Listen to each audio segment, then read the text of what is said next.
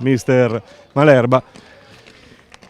Mister, diciamo una bella partita, oggi non puoi dire niente.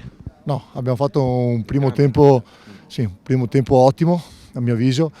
Il secondo tempo ci siamo abbassati un po' troppo, dovevamo stare un pochettino più alti, però dai, Loro hanno finito con 4 attaccanti, 4 5. Sì, poi loro hanno fatto i 3 cambi, sì, ci stava, quindi però siamo contenti, primo tempo ottimo, davvero. Sì, primo tempo ottimo, soprattutto anche di impostazione, di gioco. Avete provato subito quelle impostazioni veloci 1-2 e dentro in imbucata che hanno funzionato alla grande.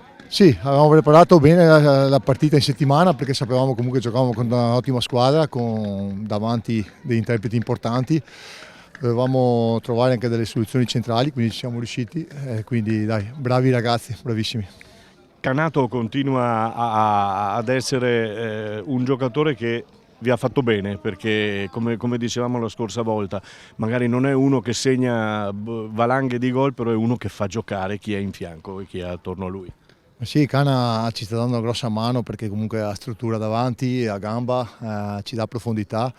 Adesso abbiamo recuperato anche Janko, quindi oggi abbiamo fatto fare 20 minuti per avere un po' di benzina in più sulle gambe e quindi dai, adesso siamo a mio avviso una squadra che può giocarsela veramente con tutti. Hai fatto esordire mi pare dal primo minuto dall'Agno, no? che non aveva mai giocato, mi pare, no? O sbaglio? No, Dalla è arrivato qui con la sessione invernale, quindi è arrivato da noi a Natale, aveva fatto solo un amichevole con noi.